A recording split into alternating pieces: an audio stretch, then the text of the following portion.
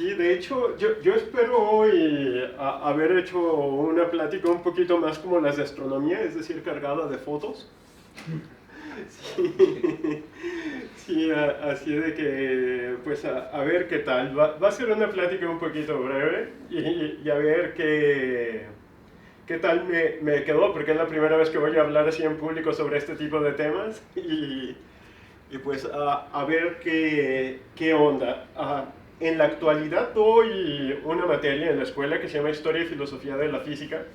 Y realmente cuando uno es físico, como que intenta despreciar un poco la filosofía y ese tipo de cosas. Y es verdad que durante el trabajo que uno hace no se necesita tanto. Una que otra vez puedes estar pensando, pero de repente surgen ideas que pueden tergiversar bastante nuestra percepción del mundo.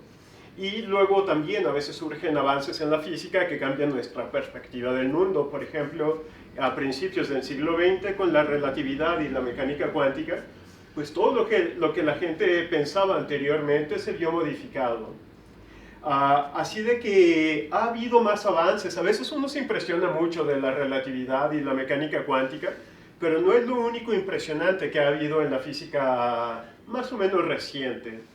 Uh, muchos sobre el que entran a estudiar la licenciatura en física, pues como que desprecian las materias que son básicas y que uno como profesor entiende que son indispensables, pero los alumnos no siempre. Por ejemplo, mecánica, dicen, no, yo para qué quiero mecánica, a mí que me den mecánica cuántica, yo para qué quiero electromagnetismo, yo directo a física moderna, porque lo antiguo no me interesa. Sí, pero realmente es que en estas cosas sigue habiendo avances, siguen encontrándose cosas que son muy diferentes a lo que uno pensaba, y a veces se van conectando porque a lo largo de la física hay ocasiones en que primero surge el descubrimiento físico y luego las matemáticas, y a veces surgen primero las matemáticas y después el avance en la física. Entonces, la plática en realidad va a tratar un poco sobre qué es la teoría del caos, que es una teoría bastante reciente, aunque ya todo el mundo entiende la palabra y cosas así, pero a veces como que no identificamos bien qué es realmente la teoría del caos. Pensamos como, no sé si ahora qué piensan sobre el caos, pero hace como 10 años o tal vez 15, la gente pensaba que si una mariposa aleteaba en Japón, a lo mejor aquí se podía producir un terremoto. Sí, esas son como ideas que de repente salen y es extraño. Luego también a veces se toma un poco como tema para los pseudocientíficos, ¿verdad? De coaching y de ese tipo de cosas que hacen curaciones raras. Y pues también intentan retomar un lenguaje científico y lo aplican de forma arbitraria. Entonces también, en cierto sentido, quiero platicar un poco qué onda con la física y la realidad, ¿no? Porque ha habido un montón de teorías que cuestionan la realidad. Por ejemplo, muchísimos años fue, y yo creo que sigue siendo una discusión grande, en la filosofía, por un lado la perspectiva idealista y por otro lado la perspectiva materialista, que normalmente son en la filosofía es distinto a lo que uno cree como idealista y materialista en la vida cotidiana. Cuando uno habla de materialista en la vida cotidiana, normalmente piensas en alguien que solo se está fijando en el dinero y quiere coche nuevo y quiere casa más grande y ese tipo de cosas. Pero realmente materialismo en la filosofía pues se refiere a la materia como tal. Y el idealismo también a veces uno piensa como, es que yo quiero que el mundo sea así, y que todo mejore, que no haya guerras en el mundo, etc. Pero no, idealismo en la filosofía es más bien pensar si, por ejemplo, existe Dios, existe el alma, y a partir de allí nosotros tratar de interpretar el mundo, y eso se extiende a varias cosas. Por ejemplo, a la perspectiva de la economía misma, si la economía está basada en un aspecto idealista o en un aspecto materialista, a la misma física.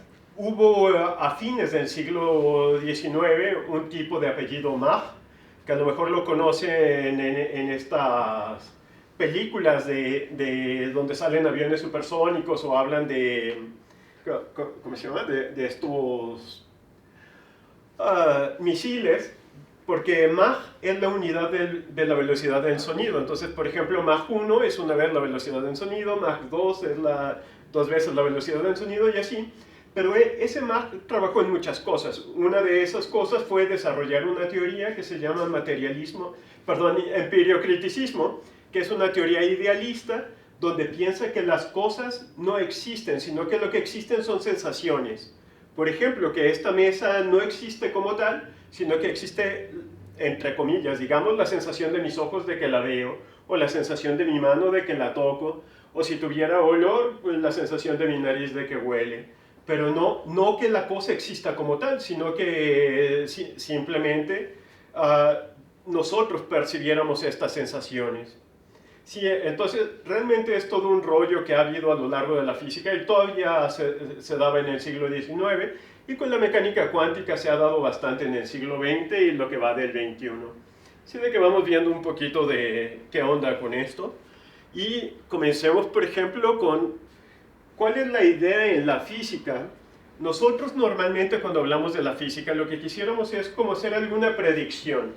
Si, por ejemplo, pudiéramos pensar en cuándo va a llover. Sí, aprovechando que estamos aquí en el Instituto de Astronomía y Meteorología, pues podemos ver que cuando las cosas son cíclicas, hay cierta periodicidad, allí podemos predecir sin mucho problema.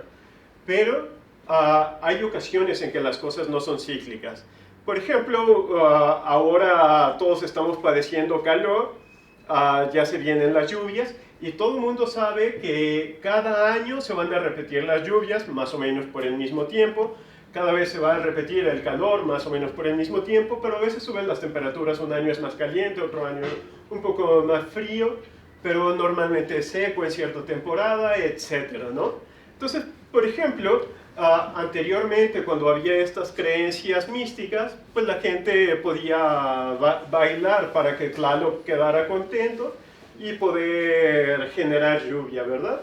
Obviamente todos entendemos cuál era, ¿cómo se llama? La capacidad de desarrollar lluvia a través de esos bailes, pero bueno, sí, antes la gente pensaba así, y a veces todavía, desafortunadamente. Sí, ya vamos a las curaciones cuánticas y esas cosas, ¿verdad?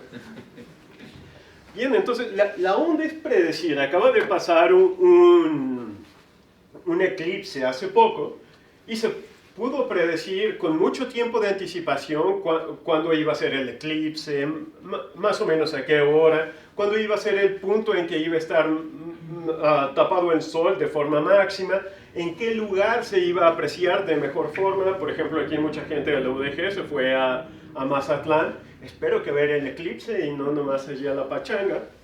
¿Sí? Y entonces hay un montón de cosas que podemos predecir con mucho tiempo de anticipación y con mucha seguridad. Incluso ya se puede saber cuándo va a ser el siguiente eclipse y también cuándo van a ser los eclipses por mucho tiempo. ¿Sí? Así de que son cosas que podemos predecir. ¿Y para qué queremos predecir? Pues queremos predecir precisamente para desarrollar tecnologías. Toda la tecnología que hay en nuestros alrededores es precisamente porque tenemos la capacidad de predicción y sabemos que las cosas van a funcionar.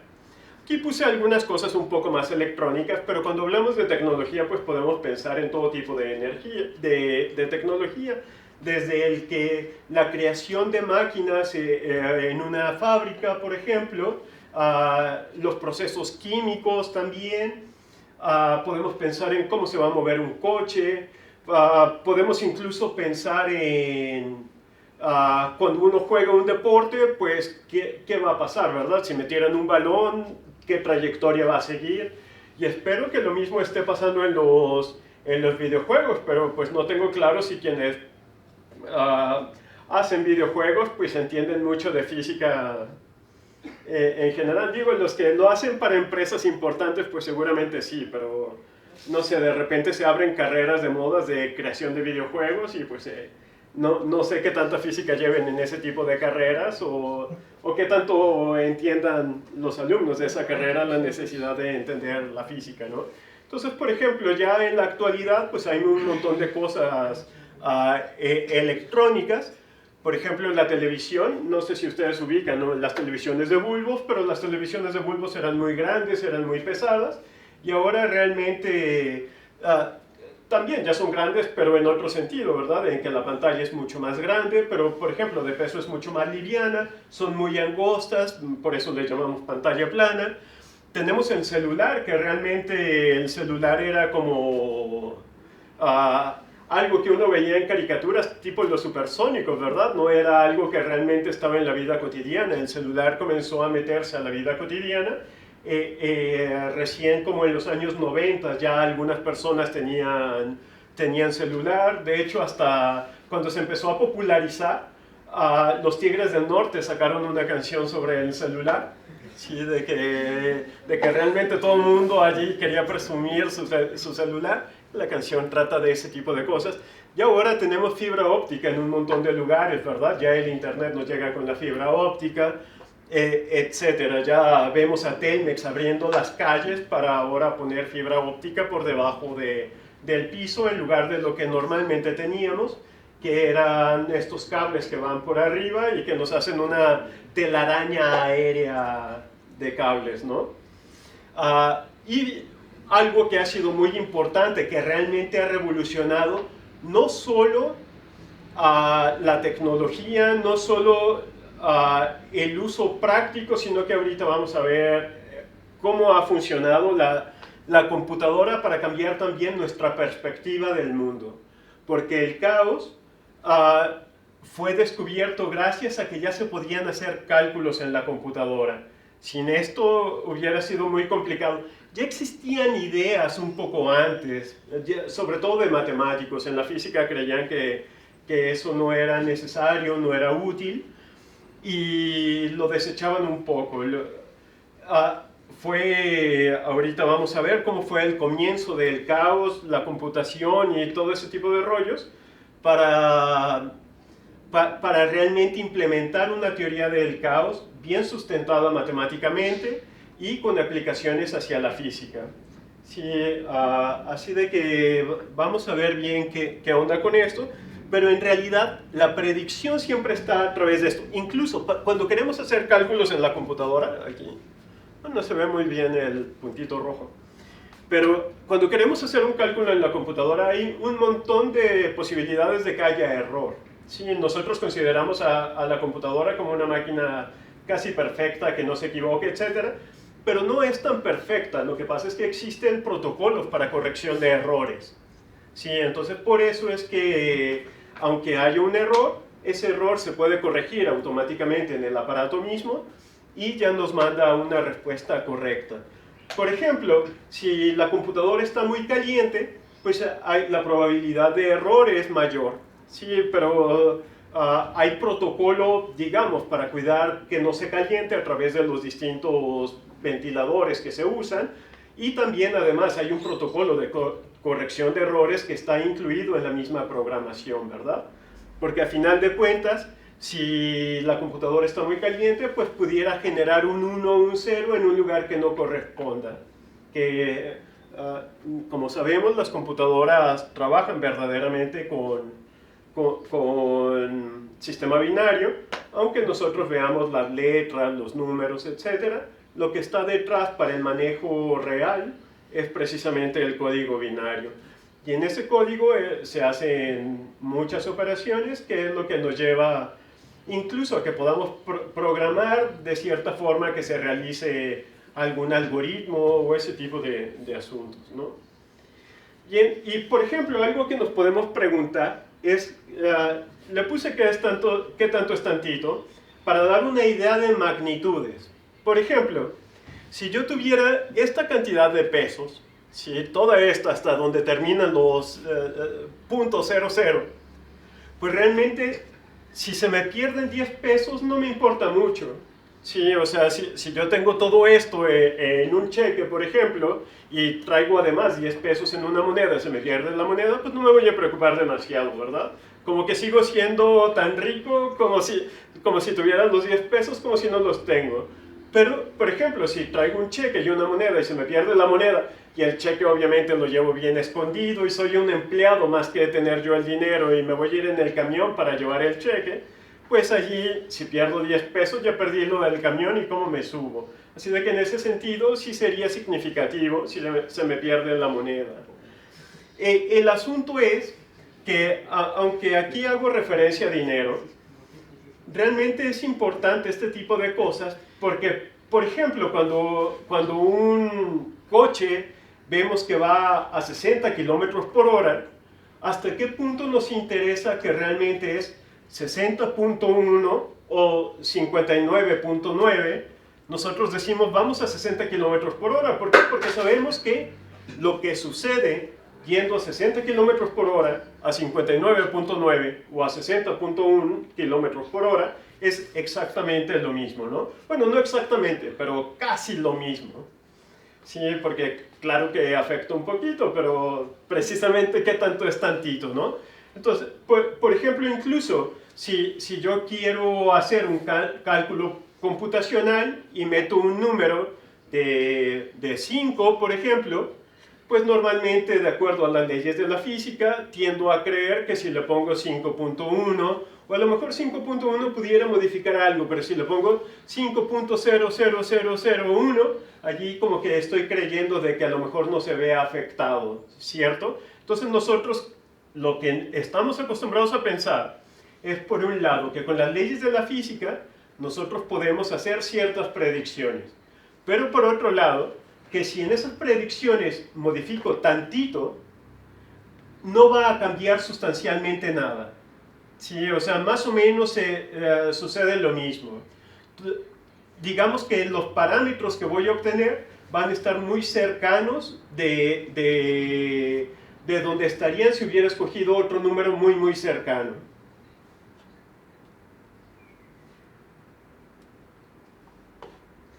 Bien, entonces... Pero, por ejemplo, si hablamos del clima, ya es todo un poco diferente. ¿Sí? Aquí, de hecho, bueno, esta foto se ve igual todavía el instituto a la actualidad, ¿verdad? Nada más de otro color, pero está casi igual a como era inicialmente. Solo Guadalajara ha cambiado, ¿verdad? Aquí es la terracería y ahora es Vallarta y estas calles que es todo un relajo vial. Bueno, pues... ¿qué onda con el clima? Y aquí vemos distintas características, por ejemplo los rayos, vemos aquí un día más caluroso, aquí un día más soleado, etc. Bien, ¿qué onda con la predicción del clima? No sé si ustedes se han preguntado por qué cuando vemos el pronóstico del clima es más o menos cercano a la fecha que nos interesa. Por ejemplo, si yo quiero saber cómo va a ser el clima dentro de 3 días, pues ya a lo mejor ya lo puedo saber hoy.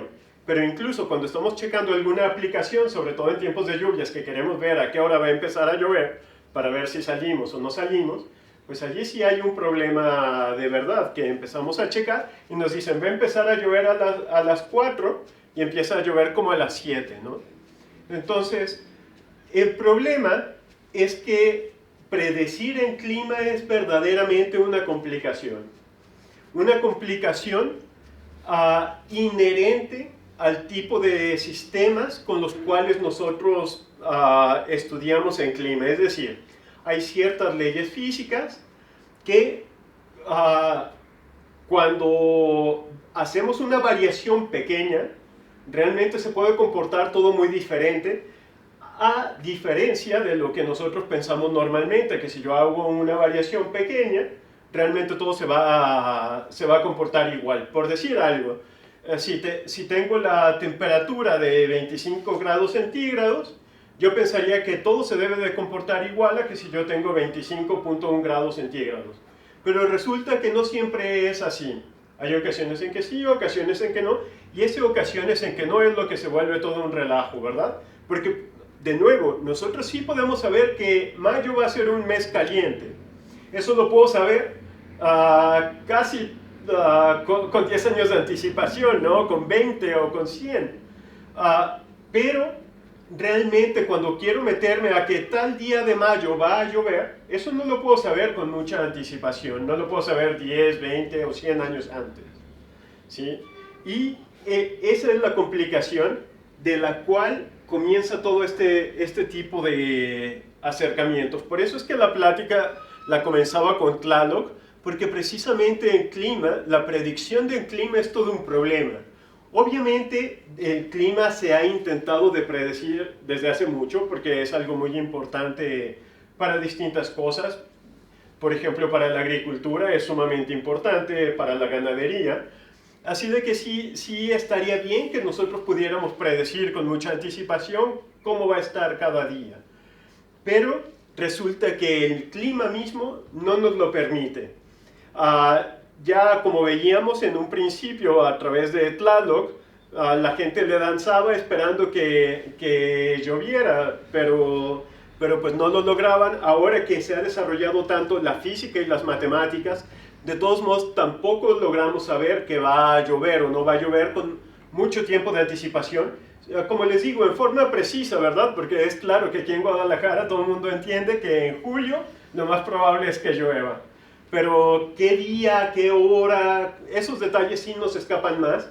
Y esos detalles solo los podemos saber unos días antes del día que nos interese saber si va a llover o no. Entonces, hubo este profesor americano, Edward Lorenz, que fue el primero que se preocupaba por estudiar el clima de una forma un poco más seria. Como les digo, la predicción del clima ya existe desde hace mucho. Existe el termómetro que la gente tenía en su casa. Aquí a lo mejor un termómetro no es tan necesario, pero piensen en los lugares donde hace muchísimo frío, pues allí sí es importante una variación de 5 grados, como para saber con qué ropa voy a salir a la calle. No solo una observación generalizada, ¿no? Como, ¿está nevando? Bueno, pues sí, pero ¿está nevando con menos 20 o está nevando con menos 5? Esa es una diferencia sustancial, ¿no? Entonces, la gente en la física no consideraba la predicción del clima como algo muy importante, lo consideraba como algo, pues, como malabarismo, sin mucho tecnicismo detrás, sin mucha posibilidad de predecir, pero tampoco entendían por qué no se podía predecir. Y fue Lorenz el primero que se dio cuenta de por qué no se podía predecir, y precisamente fue gracias a la aparición de las computadoras que él pudo hacer este tipo de predicciones. Si ustedes se fijan, Lorenz vivió entre 1917 y el 2008, es decir, murió hace poquito, y esta de la teoría del caos comenzó a tomar relevancia debido a él. Entonces la teoría del caos es una teoría relativamente nueva. Si pensamos, por ejemplo, en la mecánica cuántica pudiéramos pensar que nace como en 1900, ya un poquito, la primera estructura matemática de la mecánica cuántica es como de 1900, y sin embargo Lorenz nace en 1917, ¿verdad? Ya varios años después. Bueno, pues, ¿qué es lo que pasa? Que él intenta escribir unas ecuaciones para predecir el clima y simplemente comienza a meter los datos a la computadora y obtiene unos resultados. El asunto, por ejemplo, es que la computadora le daba muchos dígitos, ¿sí? Por decir algo, si le daba 19.20, 18, 25, él cortaba en los primeros 2 dígitos y metía los datos para el siguiente cálculo, pensando, como siempre habíamos pensado en la física, que si nosotros modificamos un poquito, lo que vamos a obtener no va a ser tan distinto, ¿sí? ¿Qué es lo que él encontró? Que sí era muy, muy diferente. Al principio, cuando él comenzó a investigar, pues no sabía qué onda. Dentro de los físicos nadie entendía este tipo de situaciones.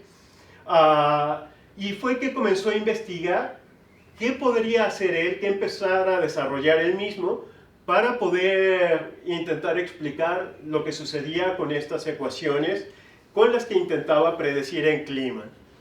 Bien, pues a partir de aquí es que nace lo que se llama la teoría del caos como tal, que es una teoría que nace en 1960.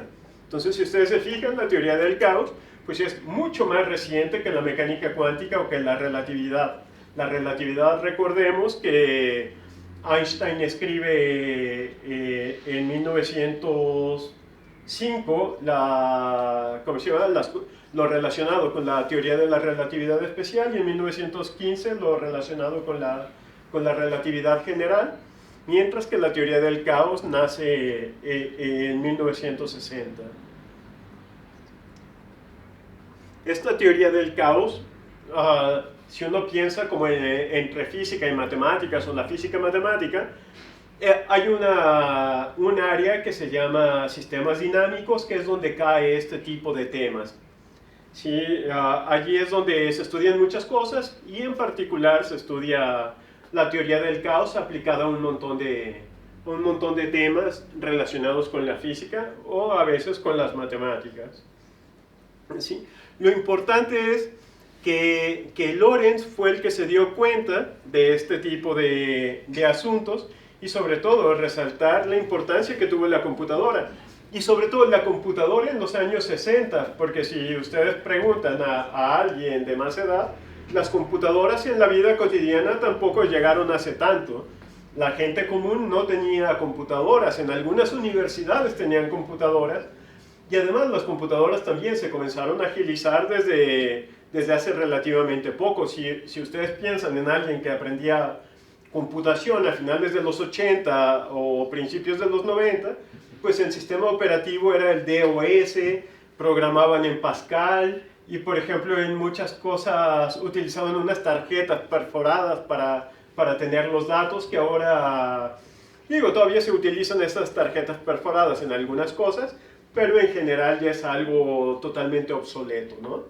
Ya hay un montón de programas, ya tenemos Windows, por ejemplo, que se renueva cada cierto tiempo, mientras que DOS era un formato visual donde uno veía letras verdes en un fondo negro, o letras naranjas en un fondo negro, como ese tipo de cosas, ¿no? Si ustedes ven DOS, van a ver que se ve como arcaico, como viejo, casi como, no tanto, voy a exagerar, pero como de película del santo, ¿no? Sí. Bien, pues, entonces, ¿a qué se debe este asunto de que si modifico un poquito, me va a cambiar las cosas? Un ejemplo así visual que nosotros podemos tomar para ver qué onda, es esto que se llama herradura de Smale. ¿Sí? ¿En qué consiste esto? Se me olvida utilizar esto. Tenemos este cuadro. ¿Sí? Este cuadro está lleno de puntos. ¿Y qué es lo que vamos a hacer? Vamos a hacer una transformación de este cuadro a esta herradura. ¿Cómo lo vamos a hacer? Vamos a tomar el cuadro y lo vamos a apachurrar. ¿Sí? Entonces tengo el cuadro, lo apachurro, entonces como lo estoy apachurrando pero preservo el área, se va a volver largo. Y ese largo, lo que yo voy a hacer es lo voy a doblar. Y lo doblo de tal forma que del cuadro pase a un rectángulo, y ese rectángulo lo doblo para formar esta herradura. Es decir, un punto de este cuadrado ahora es un punto de esta herradura. Ahora, ¿qué es lo que tengo que volver a hacer? Volver a hacer lo mismo con la herradura. Es decir, ahora la herradura la voy a retomar, la voy a apretar para volverla más delgada, y la voy a volver a doblar como una herradura. Entonces ya aquí formamos como si fuera una herradura doble. Es decir, un punto que estaba en el cuadro, ahora es un punto en esta herradura, y ahora es algún otro punto en esta herradura. El asunto es que, bajo este tipo de transformaciones, yo pudiera tener dos puntos que están cercanos, por decir algo, estos dos puntos, que están cercanos entre sí en el cuadro, y sin embargo, bajo este tipo de transformaciones, estos dos puntos pueden quedar muy lejos. ¿Sí? Es la idea que hay detrás de que si yo en un programa pongo un número con muchos dígitos, o pongo un número cercano, pero recorté el número de dígitos, me va a llevar a resultados diferentes. ¿Sí? Esta es como una forma visible de entender ese tipo de situaciones. Bien, entonces, este tipo de geometría, este tipo de transformaciones comenzaron a surgir precisamente al estar estudiando en clima. Bien, y luego llega Mandelbrot, que fue un profesor polaco que vivió un tiempo en Francia y luego vivió en Estados Unidos.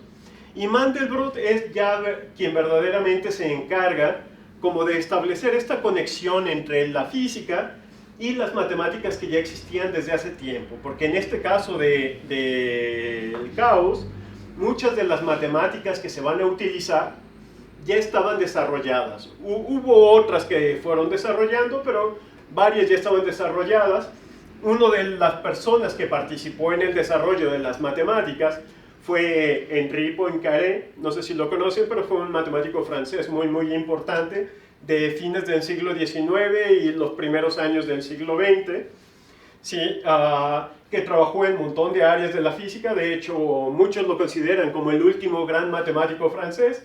Todos sabemos, ¿no?, que en el siglo XVIII y XIX hubo una cantidad muy grande de matemáticos franceses importantes, pero ya en el siglo XX la cantidad de matemáticos importantes franceses comenzó a decaer por muchas circunstancias, ¿no?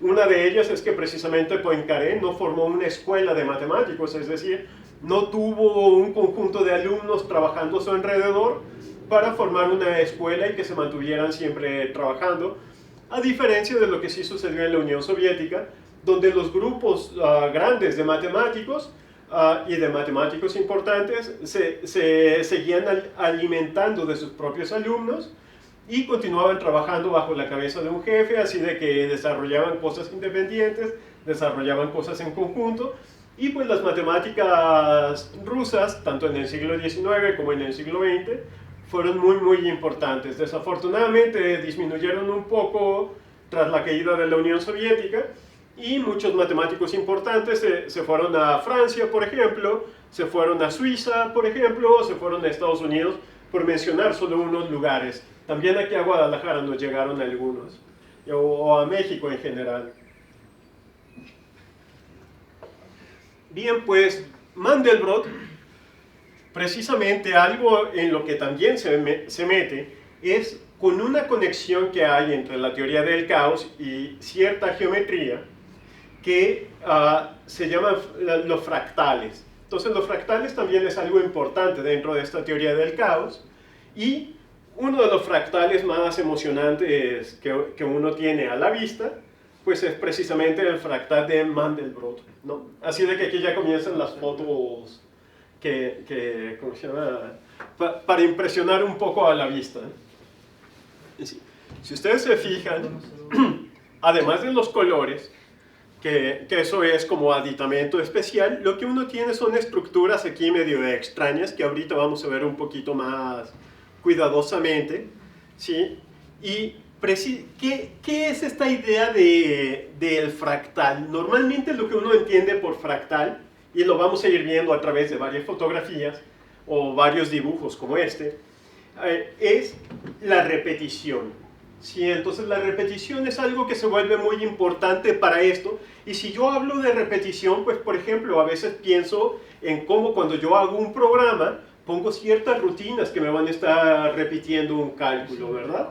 Entonces, la idea de la repetición se vuelve muy importante en esto. Y este es uno de los dibujos como que uno suele ver constantemente cuando uno busca algo como fractales, o busca palabras como caos, o ese tipo de cosas, ¿no? Bien, entonces, anteriormente, ya tiempo mucho antes que Mandelbrot, ya existía algo que se llama el polvo de Cantor. ¿Cómo generamos este polvo de Cantor? Pensemos que tenemos una línea, ¿sí?, que es esta de aquí, ¿sí?, esta línea negra de arriba. Esta línea negra de arriba, ¿qué vamos a hacer? La vamos a partir en 3 trozos. El del lado de ustedes izquierdo, el del centro y el derecho de ustedes. Entonces, vamos a quitar el del centro. Lo estamos partiendo en trozos iguales, en 3 trozos, y vamos a quitar el del centro. Este de aquí, donde está este punto, y que sería más o menos como desde aquí hasta más o menos por acá. Con los 2 trozos que me quedé, ¿sí? Que es este y este. Ahora lo que voy a hacer es, a este trozo le voy a quitar el tercio del centro. ¿Sí? Entonces ya estamos planteando la idea de repetición, ¿no? Es decir, a este lo partí en 3 trozos iguales y le quité la parte del centro. Me quedé con este. ¿Qué es lo que voy a hacer? Le voy a quitar, lo voy a dividir en 3 partes iguales y le voy a quitar la parte del centro. Entonces voy a obtener estas dos. Por este lado voy a hacer lo mismo, ¿sí? Es decir, este lo parto en 3 trozos iguales, me quedo con estos dos, ¿sí? Y este hueco es el que corresponde al pedazo que le quité al de acá arriba. Ahora, regresamos acá. A este que tenemos aquí, le vamos a quitar, lo vamos a dividir en 3 partes iguales y le vamos a quitar el del medio. Le quitamos el del medio y nos quedamos con estos dos. Con este vamos a hacer lo mismo con estos de acá, de este lado. Ahora, ¿qué obtuvimos estos? ¿Qué vamos a hacer con estos? Le vamos a quitar, lo vamos a dividir en 3 partes iguales, vamos a quitar la parte del medio y a lo mejor ustedes que ya están un poco más lejos ya no alcanzan a ver que este de aquí es la partición. Bueno, aquí todavía se ve bien, que estos dos de aquí son la partición de este. Estamos partiendo en 3 trozos iguales, quitando el del medio. Lo mismo hacemos en todos los de aquí. Y ahora vamos a generar estos de acá. ¿Qué es lo que vamos a hacer? Pues lo mismo. Es decir, a este lo vamos a dividir en 3 partes iguales, le vamos a quitar el trozo del medio y nos va a generar estos de acá. ¿Sí? Y a este le vamos a hacer lo mismo y va a generar estos de acá y así sucesivamente.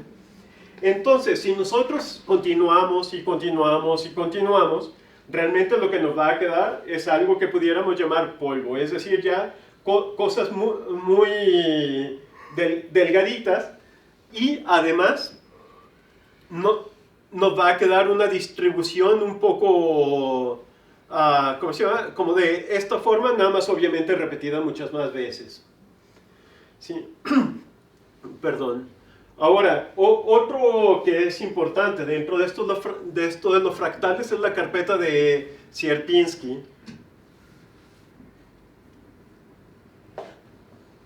Esta carpeta roja, pues se ve como, bueno, no se va a ver, sí se ve el apuntador dentro en rojo también. Lo que podemos ver aquí son muchas repeticiones de lo mismo, ¿verdad? Tengo este cuadro aquí, pero tengo un cuadro acá y tengo un cuadro acá. Tengo cuadro acá, tengo cuadro acá, tengo cuadro acá, igual acá. Pero tengo otros cuadros más chiquitos para acá, otros más chiquitos para acá, y luego más chiquitos para acá y más chiquitos por aquí, etc. ¿Cómo es que hacemos esta carpeta de Sierpinski? Comenzamos, por ejemplo, aquí con este cuadro negro. ¿Qué es lo que vamos a hacer? Vamos a partir cada uno de los lados en 3, ¿sí? Y vamos a quitar entonces el cuadro que queda en medio. ¿Sí? Este lo estoy partiendo en 3, ¿sí? Y eso me da esta distancia. Este de aquí lo parto en 3 y me da la distancia de aquí a acá. Este igual lo parto en 3 y me va a dar la distancia de aquí a acá y así sucesivamente, ¿no? Y ya quito este cuadro que está en el centro. Ahora, ¿qué es lo que voy a hacer? Pues aquí me quedó otro cuadrado, ¿sí? Tengo un cuadrado aquí. Este cuadrado, ¿qué es lo que voy a hacer? A cada uno de sus lados lo voy a partir en 3 y le voy a quitar este cuadro. Ahora pasamos con el trozo del medio y ¿qué es lo que voy a hacer? Otra vez lo parto en 3 y le quito el trozo del medio, entonces me da este hueco. ¿Qué voy a hacer más adelante? Pues ahora tengo este de aquí y le quito el hueco después de partirlo en 3 y me queda este. Y así ya llené esta carpeta con todos estos cuadrados. Pero ahora, ¿qué voy a hacer? A seguir partiendo. Sí, voy a seguir partiendo, entonces aquí me quedó un cuadrado, acá me quedó otro, acá me quedó otro. Y cada uno lo voy a dividir en 3 y le voy a sacar el cuadrado que está allá adentro. ¿Sí? Y así voy a repetirlo sucesivamente hasta que llegamos a este tipo de cosas. Obviamente, aquí no debe de terminar el asunto. Todavía debemos de seguir quitando cuadrados, ¿verdad? Porque siempre va a haber un trozo al que yo le puedo sacar algo. ¿Sí? Y es decir, que este tipo de procesos se continúan y se continúan y se continúan. Bien, pues imagínense cómo íbamos a pensar que la predicción del clima estaba conectada con esto que llamamos fractales, ¿sí? Y que debido a eso es que no podemos predecir cuál va a ser la temperatura a ciertas horas, por decir algo, con mucho tiempo de anticipación, sino que tiene que ser más o menos cercano. Bien, entonces, y las fotos siguen, ¿sí? Entonces, aunque esto es como está relacionado con la predicción del clima, pero de todos modos es algo más bien de índole matemático que tiene aplicación en física. Pero, por ejemplo, la naturaleza misma nos genera algunos fractales. Un caso típico cuando uno está hablando de fractales así de forma divulgativa, pues es precisamente el de un helecho. ¿Sí? Con este helecho, ¿qué es lo que vemos? Pues vemos que tenemos esta figura que es desde aquí, luego viene hasta acá, viene hasta acá, viene hasta acá, pero si yo me voy a una de estas hojas, más o menos tiene la misma forma. Bueno, escogí una mala que está como dos veces, pero aquí, esta de aquí, esta sí está bien. Entonces, esta de aquí es como la reproducción en pequeño de toda esta, ¿sí? Y si yo me voy a una hojita de esta, es la reproducción en pequeño de esta de aquí y a su vez de esta de acá, ¿sí? Son los contornos bastante parecidos, así de que en la naturaleza también existen estos fractales. Nada más pues a veces nos pasan desapercibidos, ¿verdad? O no notamos que hay esta característica de la repetición constante. Bien, otro caso son los caracoles, ¿verdad? Donde nosotros vemos este tipo de estructura. Esta es una foto de un caracol real y este es un caracol dibujado. Sí, entonces nosotros podemos ver similitud entre los distintos trozos que hay aquí cada uno, y si nosotros nos acercáramos con un microscopio, lo que veríamos es que en el interior hay algo que se pareciera a uno de estos trozos nuevamente, ¿no? Nos vamos acercando y el chiste es que vamos viendo más o menos lo mismo, y lo mismo, y lo mismo. ¿Sale? Entonces la naturaleza misma nos está hablando de este tipo de cosas.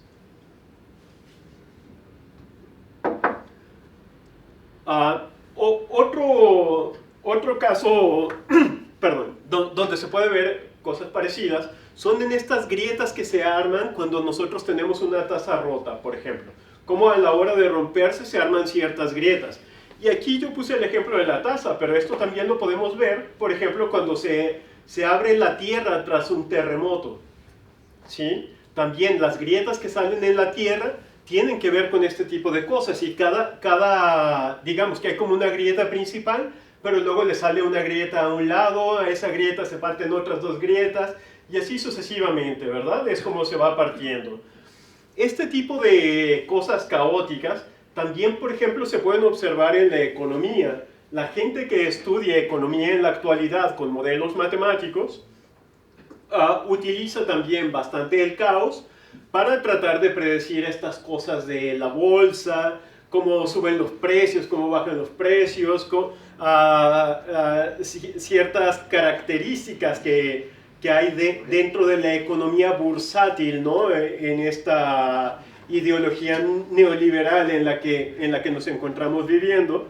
Sí, la gente que estudia la matematización de esta economía utiliza muchas cosas que tienen referente en la física, y una de esas cosas que utilizan es precisamente la teoría del caos. Y voy a poner un ejemplo un poco raro. Sí, este de aquí es Hegel. Hegel es uno de los filósofos más importantes del siglo XVIII, fines del siglo XVIII, principios del siglo XIX. Él pertenece era alemán.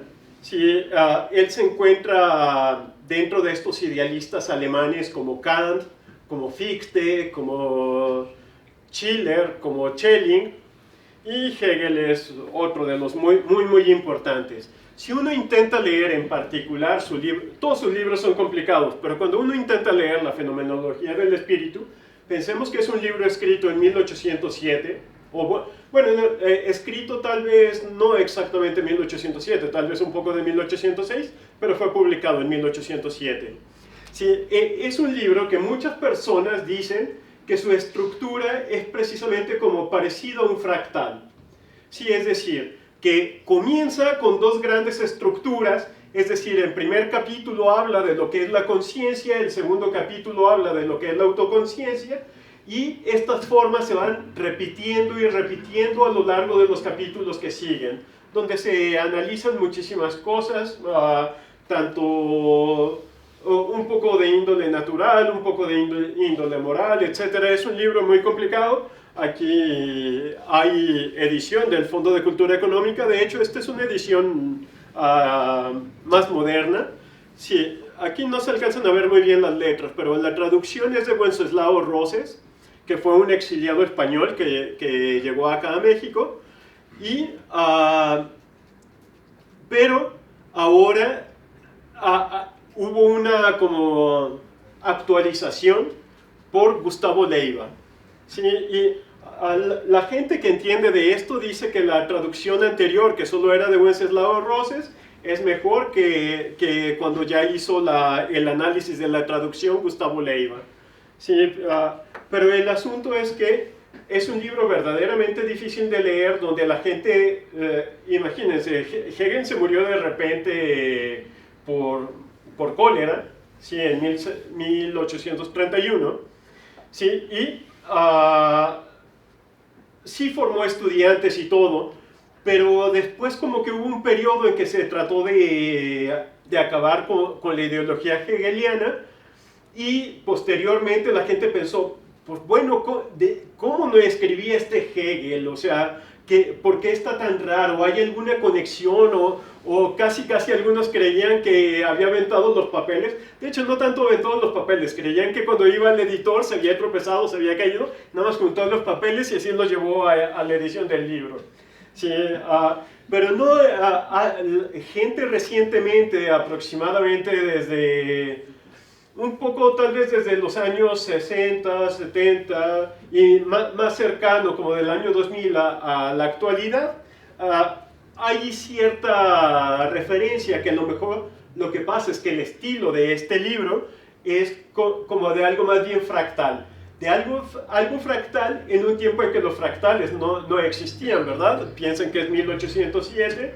Claro que matemáticamente ya a principios del siglo XX había algunas cosas de matemáticas relacionadas que luego se vieron relacionados con caos y con fractales, pero realmente la teoría del caos, como hoy la conocemos ya con conexión entre física y matemáticas, pues surgió precisamente en la década de los 60 gracias a Lorentz, y luego fue un poco más formalizada por Mandelbrot. Obviamente participó mucha gente, yo les estoy contando solo de un par de personas relevantes en la teoría del caos, pero desde que si surgió en los años 60, pues a lo mejor en los años 70 ya como que cada vez más físicos estaban interesados por este tipo de cosas, ¿no? Y pues esta sería ya la plática en general para ver qué tal les pareció.